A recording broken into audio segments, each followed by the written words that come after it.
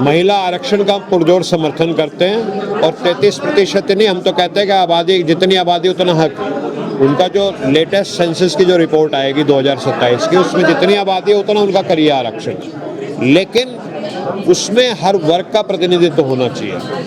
हमारी जो ओबीसी की महिलाएं हैं, अगर उनका प्रतिनिधित्व नहीं होगा तो वो लोकतंत्र के लिए ठीक नहीं होगा। लोकतंत्र ये कहता है कि सबकी आवाज़ लोकसभा में सुनी जाए। जी। पहले ओबीसी की जाति जनगणना नहीं हुई है, तो क्या ये हक अधिकार मिलेंगे ओबीसी? नहीं, जाति जनगणना तो मजबूरी में करनी पड़ रही है ना बीजेपी को, जो प्रेशर नहीं हो रही सर, करनी पड़ेगी उनको। घोषणा कर दी 30 अप्रैल को, 30 अप्रैल 2025 में मोदी सरकार ने घोषणा की हम जाति जनगणना कराएंगे। उससे पहले वो कहते रहते कि नहीं कराएंगे। अर्बन नक्सल वाले लोग इस बात की बात करते हैं, लेकिन अब तो कर चुके हैं वो। और ये जाति जनगणना के आंकड़े 2027 में आ जाएंगे। खुद ये कमिश्नर साहब कह रहे हैं, ये 30 मार्च की ये खबर है। लेकिन जब जो चुनाव आता है मोदी जी कोई ना कोई ऐसा जुमला फेंक देते हैं, क्या लगता है? वो ऐसा है कि यहाँ पे 700 साल पहले मोहम्मद बिन तुगलक का राज था, तो वो भी ऐसे फैसले लेते थे। तो मुझे लगता है कभी कभी उनके प्रभाव में आकर के ये भी तुगलक के फरमान जारी कर देते हैं। 5 राज्यों में चुनाव चल रहे हैं या हो गए हैं कहीं पर, तो कुछ असर पड़ेगा इस पूरे जो मोदी जी ने जो फेंका है पूरा जी? देखिए, अगर हमारे जो गांव-गांव तक ये बात पहुंच गई कि किस तरह से मोदी जी ओबीसी समाज के साथ दूध में मक्खी वाला व्यवहार कर रहे हैं, तो इसका बहुत बुरा असर पड़ेगा बीजेपी के लिए। पहले ही जो संविधान की बात थी और जाति जनगणना की बात की वजह से वो 400 पार की जगह 241 पे आ चुके हैं, तो अब की बार तो सुपड़ा ही साफ हो जाएगा। लेकिन यदि महिलाओं को अधिकार दे रहे हैं तो सब दिक्कत क्या है कांग्रेस को, विपक्ष को? मैं कह रहा हूँ ना, 50% कीजिए। आप तो 33% की दे रहे हैं, हम कह रहे हैं 50% दीजिए, और जितनी भी सेंसस में उनकी आबादी आए। लेकिन भाई 60% जो महिलाएं हैं वो ओबीसी की हैं, उनको मत बाहर कीजिए, उनको भी आरक्षण दीजिए। हम तो ये विनम्र हाथ जोड़ के प्रार्थना कर रहे हैं मोदी जी से। मोदी जी खुद ओबीसी से आते हैं सर, वो क्यों जो है? देखो, ऐसा है, ओबीसी से आना कुछ मतलब नहीं, किन लोगों के लिए वो काम करते हैं। प्राइम मिनिस्टर ऑफिस में जो बड़े अफसर हैं जो फैसले लेते हैं, उनमें एक ओबीसी बता दीजिए। क्या जो अदानी अंबानी जिनको वो बना रहे हैं उद्योगपति, जिनके मदद से एक ओबीसी को उन्होंने फॉर्च्यून 500 कंपनी में लाए हैं, तो बता दीजिए। जो 90 सेक्रेटरी हैं जो मंत्रालय चलाते हैं, उसमें बता दीजिए कितने ओबीसी हैं। गाँव गरीब की गरीब महिला क्या लोकसभा पहुंच पाएगी बिना आरक्षण के? नहीं पहुंच पाएगी, नहीं पहुंच पाएगी।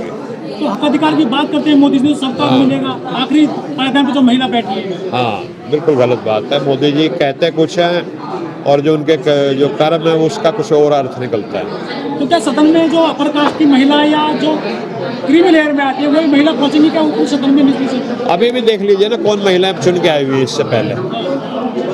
मतलब पुरुषों की भी बात कीजिए तो ओबीसी की आबादी 60% है, लेकिन सांसद 25% है, और महिलाओं में तो और बुरा हाल होगा। ये जो सीटें बढ़ाने की बात चल रही है 850 करेंगे करीब, इनका पर्पज किस देख रही? कुछ तो करेंगे, सुविधा खत्म कर देंगे तो संख्या बढ़ जाएगी। नहीं, ये चाहते हैं कि एक वर्ग का इतना बड़ा मेजोरिटी हो जाए कि ओबीसी SC ST की आवाज दब जाए। अब मैं इसको नहीं कह सकता, मुझे ये भी नहीं पता उस बंद कमरे में क्या बात हुई, लेकिन आप लॉजिकल बात ये है कि इन दोनों की मुलाकात 11 साल नहीं हुई।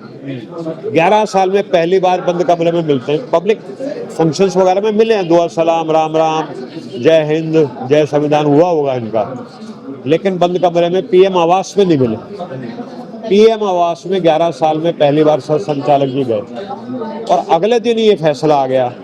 तो इसके आप जो लॉजिकल उसका कंक्लूजन निकाल सकते हैं। आपके हिसाब से चेन ऑफ इवेंट्स को अगर मान लिया जाए, हाँ, मुलाकात होती है, ये ऑन रिकॉर्ड है, अनाउंसमेंट होता है, तो क्या ये माना जा सकता है कि आरएसएस के अंदर एक फियर हो सकता है? देखो, फियर तो है। जो जब इनको ये उम्मीद थी कि भाई हमने ऐसे ऐसे काम कर दिया, अब तो राम मंदिर भी बना दिया, अब तो 400 पार जाएंगे, ठीक है, लेकिन रिजल्ट बिल्कुल 2041 पे पहुंचे तो 160 सीटों का फर्क आया जी, मेजर। और मोदी जी मेरे ख्याल पहले विधानसभा भी लड़े हैं, लोकसभा भी लड़े हैं, पहली बार ऐसा हुआ कि वो मेजोरिटी नहीं प्राप्त कर पाया अपने जीवन में। तो it was very shock of his life. उसके बाद जो है उन्होंने मंथन किया, विचार मंथन जो भी होता है इनका, तो चिंतन शिविर टाइप के लगते रहते हैं। और ये कंक्लूजन हो सकता है कि ये हमारा एक विश्लेषण है। सर, बीजेपी एक नैरेटिव बनाने की लंबे समय से कोशिश कर रही है कि कांग्रेस महिला आरक्षण बिल का विरोध कर रही है। हम तो क्या सब एक्सप्लेनेशन है? हम तो कहते हैं जितनी आबादी उतना हक। हम तो कहते हैं 33% की जगह जो सेंसस में उनके 50%, 60% जो भी आबादी महिलाओं की निकलती है उतना दीजिए उनको आरक्षण, ठीक है।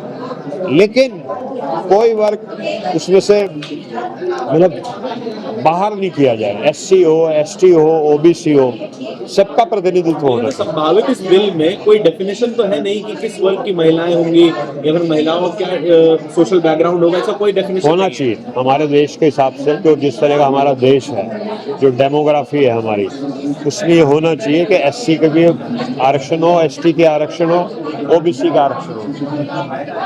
सर, क्या आप क्या मानते हैं कि इस जो 33% आरक्षण है उसमें 60% हिस्सा क्या OBC SC वर्ग को जाना चाहिए? जो भी 2027 में आंकड़े आ जाएंगे, सेंसस कमिश्नर साहब खुद कह रही है, ठीक है जी। जो भी आंकड़ा आता है उससे अनुपात में उनको मिलना चाहिए। और ये मैं आपको दोबारा बताता हूँ कि स्वर्गीय राजीव गांधी जी ने जो पंचायती राज अधिनियम बनाया था, उसमें संविधान संशोधन 73-74 हुआ था, ऑलरेडी OBC को मिल रहा है आरक्षण। तो हम तो यही चाह रहे हैं, वही कंटिन्यू हो। आप जो संविधान में चीज आ चुकी है उससे उलट काम कैसे कर सकते हैं? हमने कास्ट सर्वे हमारी तेलंगाना सरकार ने किया, तो उसमें सब सामाजिक, आर्थिक, शैक्षणिक, राजनीतिक सभी पहलुओं के हिसाब से 54 प्रश्न बनाए गए ताकि सबका वो हो।